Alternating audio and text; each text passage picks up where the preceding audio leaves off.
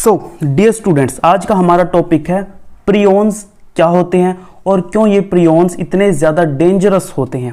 देखो प्रियोन्स क्या है, these are pathogenic protein particles, these are pathogenic protein particles.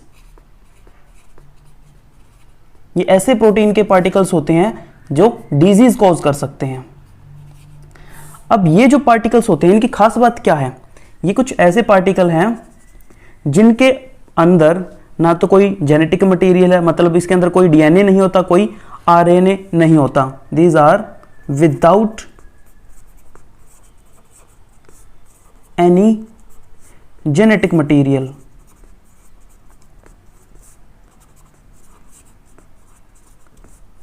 Like DNA और RNA. अब देखो नॉर्मली हमें पता है कि जिस सेल के पास में डीएनए या आरएनए होता है वही सेल क्या कर सकती है, रेप्लिकेट। बट प्रियोन्स ऐसे हैं जिनके पास ना डीएनए होता ना आरएनए होता, but still they can replicate. This is the most dangerous thing. Still they can replicate. वो अपनी संख्या बढ़ा सकते हैं, अपनी कॉपीज बना सकते हैं बहुत ज्यादा जब बॉडी के अंदर एंटर करते हैं। सो वो ऐसा कैसे कर सकते हैं ये भी मैं आपको बताऊंगा।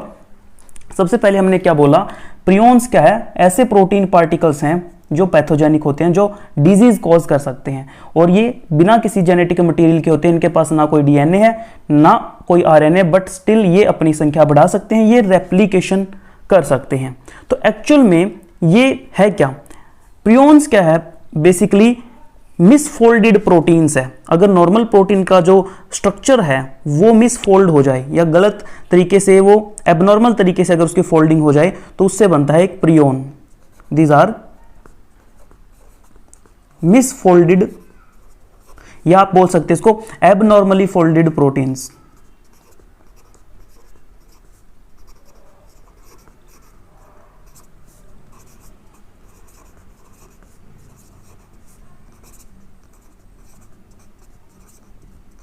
ओके अब देखिए आपको मैं एक बात बताता हूं कि हमारी बॉडी के अंदर भी प्रियोन लाइक पार्टिकल्स बनते हैं। यस, हमारी बॉडी के अंदर मान लीजिए हम एक न्यूरॉन सेल का एग्जांपल लेते हैं। एक न्यूरॉन बनाता हूं मैं यहां पे, मान लीजिए ये एक सेल है, this is a neuron.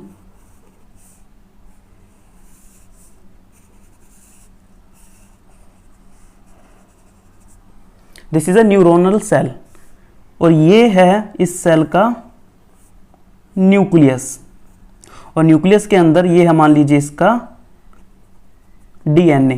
This is DNA. So normal procedure क्या होता है, हमें पता है कि डीएनए अपने आप को कैसे एक्सप्रेस करता है। डीएनए का कोई जीन जो है सबसे पहले मैसेंजर आरएनए बनाएगा, और वो मैसेंजर आरएनए क्या बनाता है, एक खास तरह की प्रोटीन बनाता है। मान लीजिए ये है वो प्रोटीन, ये कोई एंजाइम भी हो सकता है। अब नॉर्मली जो न्यूरॉन प्रोटीन बनाता है वो उसकी जो शेप होती है वो अल्फा हेलिकल होती है, यानी कि अगर इसको बाहर बनाएं तो ये कुछ ऐसी दिखेगी आपको।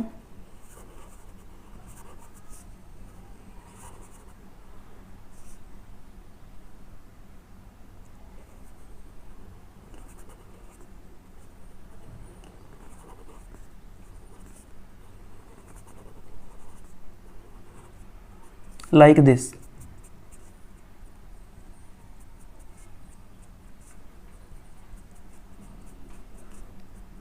So this is the alpha helical form. This is alpha helical form of protein. ठीक है, प्रोटीन की किस तरह की फॉर्म है, अल्फा हेलिकल फॉर्म है, इस तरह के जो कॉइल शेप में है। अब बात करते हैं प्रियोन का स्ट्रक्चर कैसा होता है। प्रियोन का स्ट्रक्चर होता है बीटा प्लेटेड स्ट्रक्चर। सो वो कुछ ऐसा बना सकते हैं आप।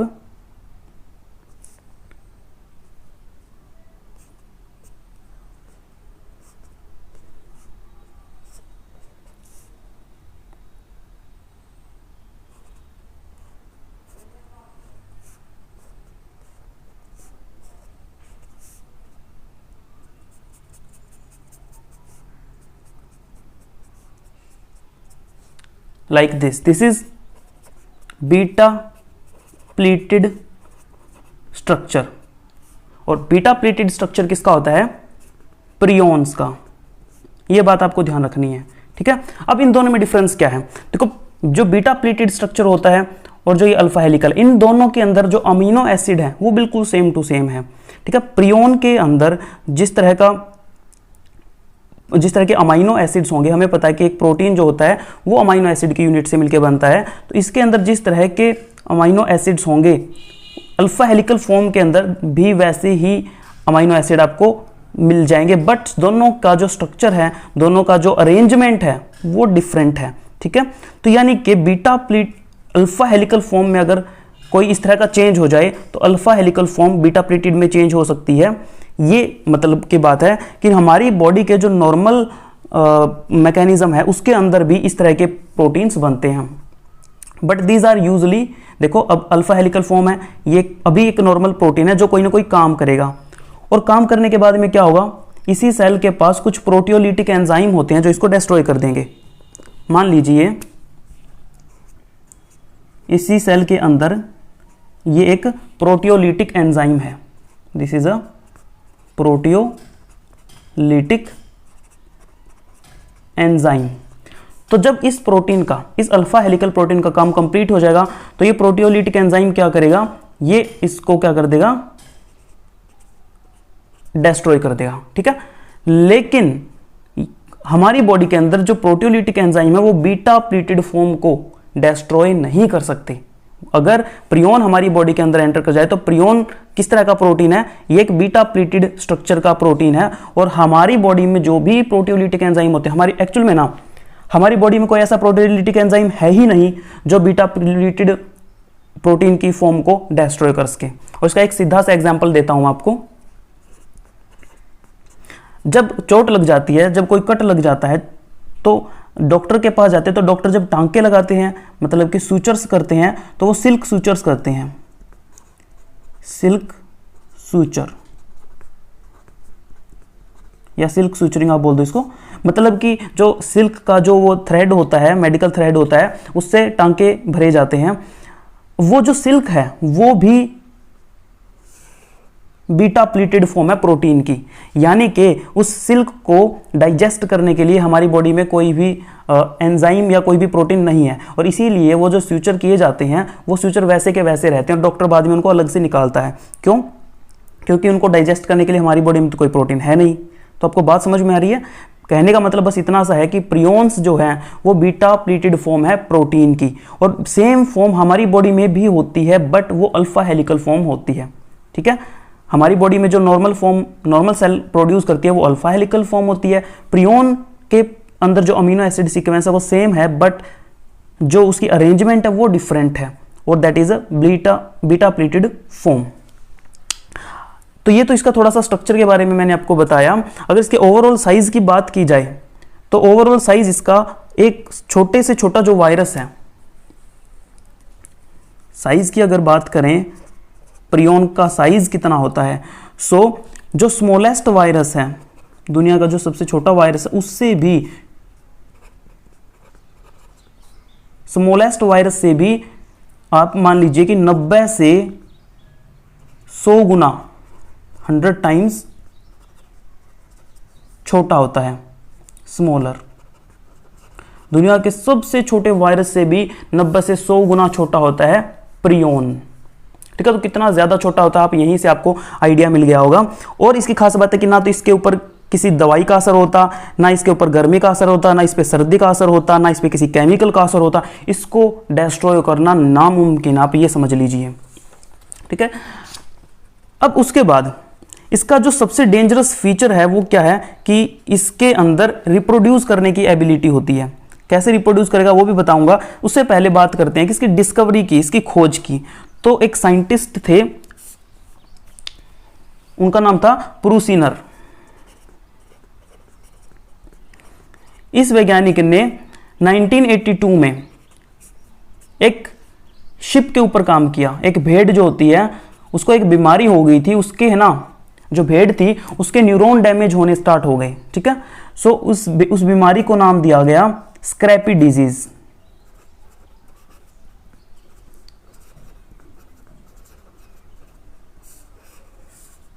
अब इस शिप के ब्रेन को जब स्टडी किया तो प्रूसिनर ने क्या पाया कि उसके अंदर कुछ मिसफोल्डेड प्रोटीन स्ट्रक्चर्स हैं। तो उन मिसफोल्डेड प्रोटीन स्ट्रक्चर्स को प्रूसिनर ने नाम दिया प्रियॉन्स का।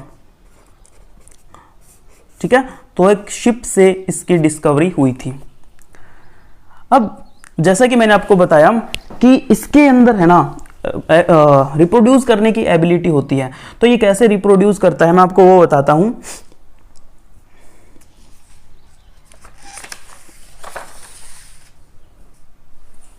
देखिए ये क्या करता है, मान लीजिए जब ये हमारी बॉडी के अंदर एंटर करता है तो ये एक तरह का चेन बनानी शुरू कर देता है। मान लीजिए ये हमारा कोई न्यूरॉन है,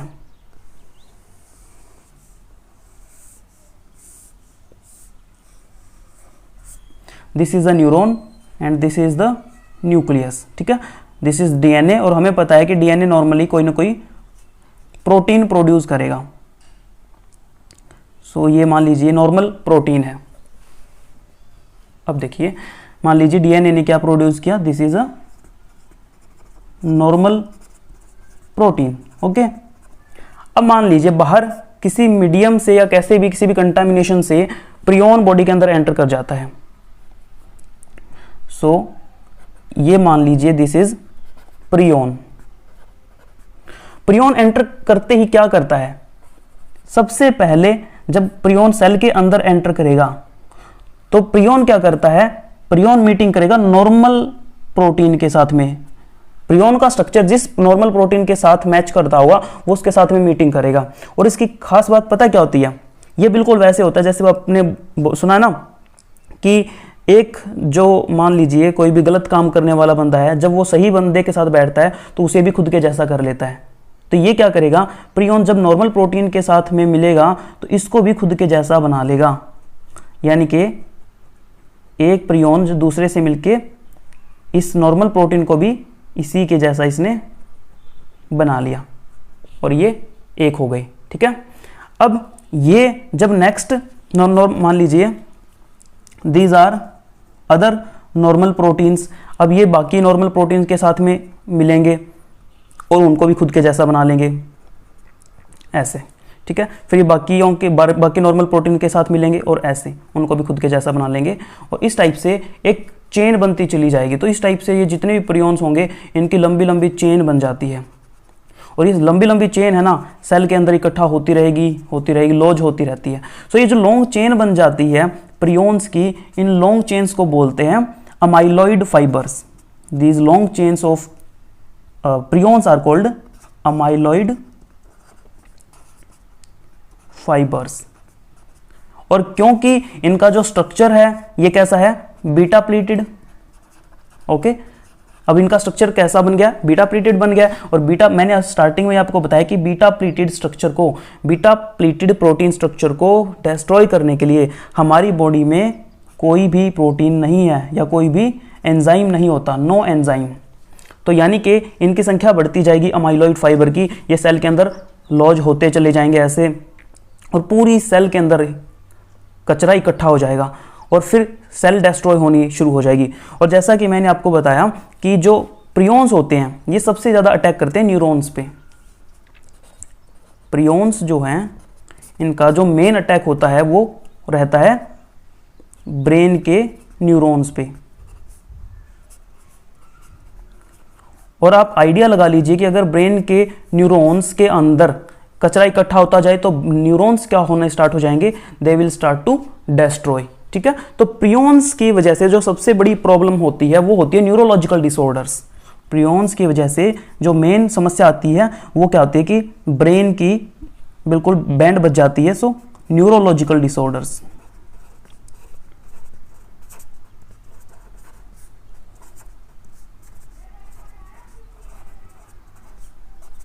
अभी भी एक्चुअल में प्रियॉन के बारे में साइंटिस्ट को अभी भी बहुत सारी बातें नहीं पता है कि एग्जैक्टली प्रियॉन कैसे काम करता है, कैसे फंक्शन करता है, बट अभी भी इसके ऊपर रिसर्च जारी है। कुछ का मानना है कि प्रियॉन्स जो हैं वो न्यूरल कम्युनिकेशन का भी काम करते हैं, या जो नॉर्मल हमारी सेल के अंदर जो प्रियोन रिलेटेड प्रोटीन्स होते हैं वो एक सेल से दूसरी सेल का कनेक्शन करवाने में हेल्प करते हैं। बट अभी इसके ऊपर रिसर्च हो रही है तो इसके बारे में कुछ ज़्यादा नहीं बोलूँगा, ना ही मैं इस पॉइंट को लिखने वाला हूँ यहाँ पे, ठीक है। तो अभी आपको बस इतना ही ध्यान रखना है कि प्रियोन्स जो होते हैं वो ऐसे प्रोटीन पार्टिकल्स होते हैं जो बीटा प्लेटेड स्ट्रक्चर के होते हैं। जब हमारी बॉडी में एंटर करते हैं तो नॉर्मल प्रोटीन को भी खुद के जैसा बना लेते हैं, नॉर्मल प्रोटीन को भी खुद के जैसा बना लेते हैं, ब्रेन के न्यूरॉन्स को डिस्ट्रॉय कर देते हैं और क्या कर देते हैं, न्यूरोलॉजिकल डिसऑर्डर्स कॉज कर देते हैं। अब उसके बाद मैं आपको इनसे रिलेटेड 2 डिजीज यहाँ पे बताने वाला हूँ। एक तो आपको ध्यान रखनी है, प्रियोन से होने वाली 2 डिजीज आपको ध्यान रखनी है। एक है BSE,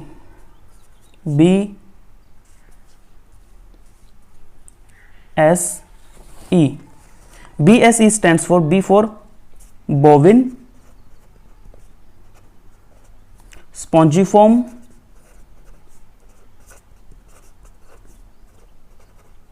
E stand for encephalopathy।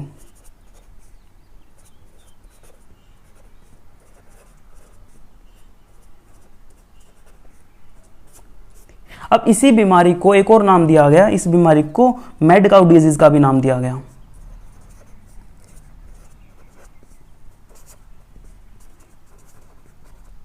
ठीक है, क्यों? क्योंकि इसके केस में होता क्या है कि जो काऊ है, काऊ के ब्रेन के न्यूरॉन्स डैमेज होने स्टार्ट हो जाते हैं, न्यूरल टिश्यू डैमेज होने स्टार्ट हो जाते हैं। तो बहुत डेंजरस डिजीज है।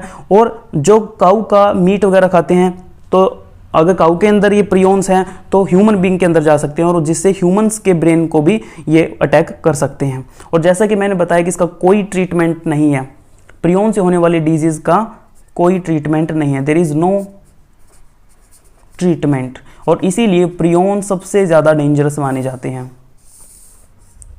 ठीक है, अब मैड काउ डिजीज जब हुई तो लगभग ये सन 2000 के अंदर ये बीमारी फैली थी और उस टाइम पे गाय कम से कम 1-1.5 लाख गायों को इसीलिए मार दिया गया था क्योंकि कहीं ऐसा ना हो कि उन गायों का मीट लोग खाएं और उनसे वो बीमार हो जाए। तो किलिंग स्टार्ट हो गई थी, बहुत सारी गायों को किल किया गया था उस टाइम पे।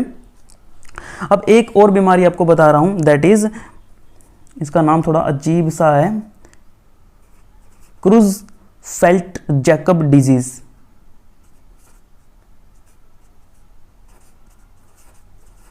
क्रूज़फेल्ट Jakob disease, CZD, Creutzfeldt Jakob disease. ये बीमारी कब होती है? ये बीमारी अगर प्रियोन ह्यूमन के ब्रेन में एंटर कर जाए, अगर प्रियोन ह्यूमन ब्रेन के अंदर एंटर कर जाए तो ब्रेन के न्यूरॉन्स को डिस्ट्रॉय कर देगा and it will lead to Creutzfeldt Jakob disease. तो ये भी वैसा ही रिजल्ट होगा और जिससे डेथ हो सकती है, बिल्कुल 100% चांसेस है डेथ के, और इसका कोई ट्रीटमेंट पॉसिबल नहीं है। तो ये मैंने कुछ मेन से पॉइंट आपको बताए प्रियोन के बारे में। तो बेसिकली आपको ये ध्यान रखना है कि प्रियोन के पास कोई भी जेनेटिक मटेरियल नहीं होता। ये अपनी संख्या कैसे बढ़ाते हैं? ये जिस भी नॉर्मल अल्फा प्रोटीन के पास जाएंगे, देखो डायग्राम में भी बताया था मैंने, जिस भी नॉर्मल प्रोटीन के पास में जाएंगे उसको खुद के जैसा बना लेंगे और इस तरह टाइप से फिर धीरे धीरे उसके साथ अटैच हो जाएंगे और इनकी चेन बनती चली जाएगी। नॉर्मल प्रोटीन के साथ अटैच होंगे और एक चेन फॉर्मेशन कर लेंगे। तो इस तरह की बहुत सारी चेन इकट्ठा हो जाती है। इन चेन्स को हम बोलते हैं अमाइलॉइड फाइबर्स।